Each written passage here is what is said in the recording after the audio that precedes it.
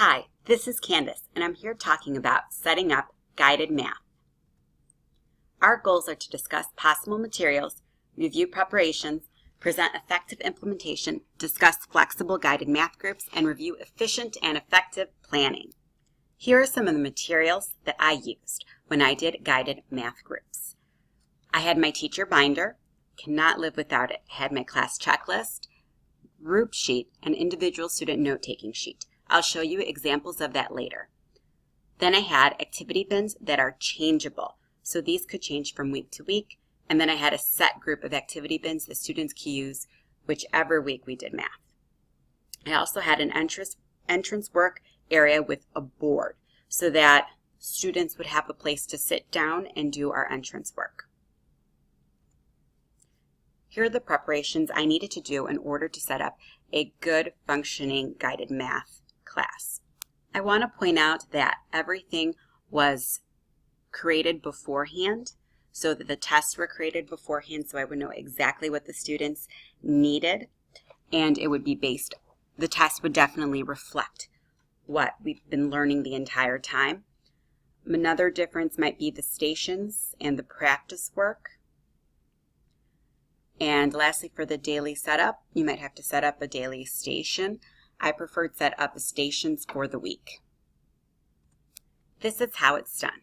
There's the entrance work portion, main lesson, practice work, stations, and wrap up. It's pretty basic setup every single day. Teacher does a little bit of interacting and encouraging during this entrance work, delivers lesson, and in the practice work and stations, this is when I would pull groups. I would pull at least 2 groups every math class, and then we'd have a quick wrap up. Now the students in this time, first portion would be solving problems for entrance work. They listen and follow along in the main lesson. And right here, students are practicing the objective during practice work time. And during the station time, they would practice unit objectives. So things that we had learned in the past, or kind of setting them up for what they're about to learn in the future. And during the wrap-up portion, they did a quick review or an assessment. Usually we do exit slips at this time, but it depended on the lesson. So here's entrance work. These are all the different things you can do during this time. My personal favorite was brain board work. This is simple to plan, and I was so surprised at how much the students grew by doing this. So basically I would put a problem on the board. They used no pencils, no paper in order to solve the problem. Everything was done in their head. After a few minutes then, we would go over the problem and students would explain how they solved it in their head. Usually they would have to take apart a problem in order to do this, and this really gets to the deeper concepts that we're trying to learn. The lessons, just like any lesson, I like to point out that it was about 15 minutes long. It wasn't too long. Maybe it could be 20 minutes long, but it really was a little bit more focused. It provided more time for students to practice. During the practice time, students can do this independently based off of the lesson. It really helps if there's another adult in the classroom, but if there isn't an adult in the classroom, this still works. If they finish early, they can go to stations. And then here's some sort of accountability that we could use. Right here you could have worksheets, notebook, work, activities, but this right here is kind of a sheet that you can give the students just on a weekly basis, and they could rate how they did in the practice work, and they could describe just a little bit of what they did. Then they would tell you what stations they went to. This gives them accountability, and it kind of gives you a base knowledge of whether or not the student understands. And during this time, you are pulling a group. We'll talk a little bit more about what happens in those groups. Here are some set activity bin ideas that you can use for stations. So there's addition and subtraction practice with answers, multiplication, division practice with answers. This could happen all year long. Students always need work on this. Also word problems with just the answers and no explanation. The reason I say that is because really the answer that you're looking for is how they solved it. So if they have just the plain answer to it, they have to explain the middle portion. The last one is teacher station. Students create a poster to teach other students. So they have to find a different way in order to teach someone else who doesn't understand. This could happen all year long. It can go with any of the lessons that you teach, and it really is a higher order thinking because it is a sense of creation. It helps them solidify what they learned. So here are some things to consider on the activity bins that change. Well, first, there's endless possibilities. So though I'm going to list a few possible activity bins that you can use, there are a lot more that you can put together. And students need to do this independently, so it can't be something that they'll have to ask lots of questions. Take from previous lessons and have a mini lesson to teach them. This is something you can start the unit teaching so that throughout the entire unit, students are practicing the first lesson and building upon it. Make sure it's done in one spot because you will be with a group, so you don't want everyone walking everywhere all the time. Here are some of my favorite ideas. So create a zoo. Students would do this on a gridded sort of paper, and they would find the area and perimeter of the different spaces they created for the animals. Shape designs. So you'd have all the shapes, the triangles, the hexagons, different color ones, and you'd have them put them together and make a giant shape out of it. Well, then afterwards they would kind of draw them on their piece of paper, and they would show what fraction pieces each piece that they put on there was. This was a lot of fun, and it was difficult. Measure a set group of objects. So the reason I say this one is because it's a set group. Have the objects for them and they can measure them on their own. Another one is create buildings with place value blocks. I love this one because students at first would get all the blocks and they would make the biggest, most elaborate building they could possibly come up with, and then you tell them, okay, now it's time to find out how many blocks are in your building. I'm like, oh, maybe I should have made it smaller. And then they could do this afterwards when they were in stations. It was fun, it was easy, and they absolutely loved it and practiced their place value. Okay, another one is organize shapes. So you could take a whole bunch of shapes and have them just split them into different groups and explaining each group what they are. You could have them cut out already, the shapes, or you can just have some solid shapes that you find around your classroom. Last one is colorful notes. This one's better for addition, subtraction, multiplication, division, place value.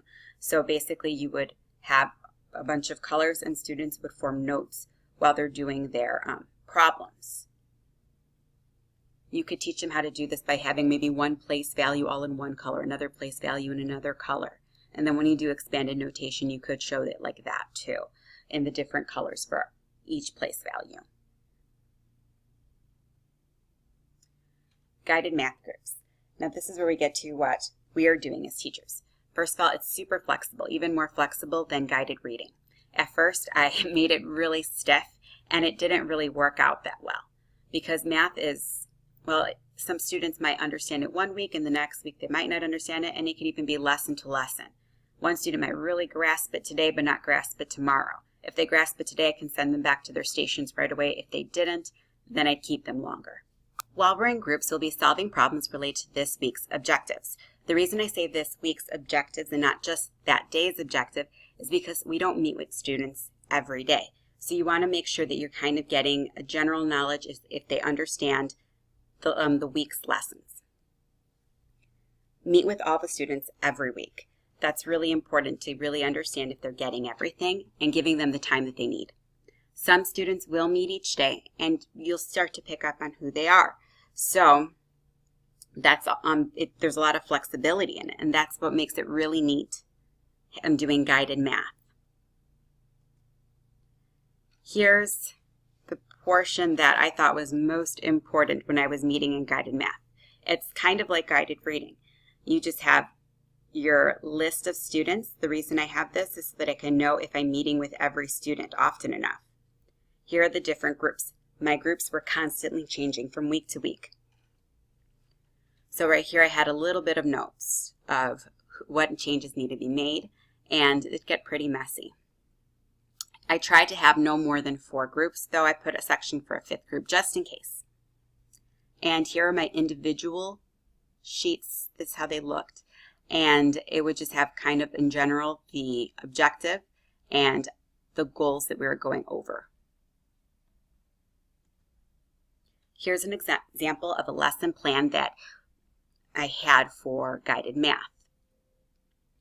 As you can see, this is a 1 week worth of lesson plans. It was pretty simple. I didn't go into super detail, but I did put down everything that we needed by underlining it.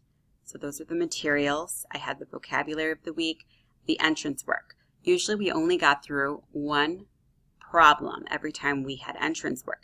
I put 2 just in case we got to 2 or there's a student who works a little bit faster. All of them are basically the same so that we could have a real focus. And we also started off easier in the beginning of the week and ended in a more difficult note here. Notice that my stations were the same all week. Sometimes they would change, but most of the time I wanted them to be constant. So right here we have time multiplication and laptop use, which is addition baseball. Most of the time I had exit slips, and if you see right here in the corner, I was collecting the sheets from the week, so I didn't need an exit slip because they were kind of self-rating themselves, and this really gave me a lot of information about how they felt about that week's lesson. Guided math helps teachers to be more familiar with each student's ability. Now, I've got into report cards before where I'm like, oh, I don't know how this student did on this objective. With guided math, I knew exactly how they did with the lesson. I knew if they mastered it or if they didn't master it, and not just by the test, but how they performed on a daily basis. It provides an excellent time to reteach and personalize learning. And that's exactly what we want to do as teachers, and I'm sure that's exactly what parents love to hear, that their student, their child, is getting exactly what they need every day when they go into class. I put this as a book recommendation because I know a lot of my ideas probably come from this book. I didn't put any sources this time because this is kind of just sharing what I did that really worked in the classroom. I know it worked because students did well on the unit test. I also know it worked because afterwards when we took map testing, students skyrocketed. I hope this also helps you in your classroom in getting every student to get the help they need to excel in math.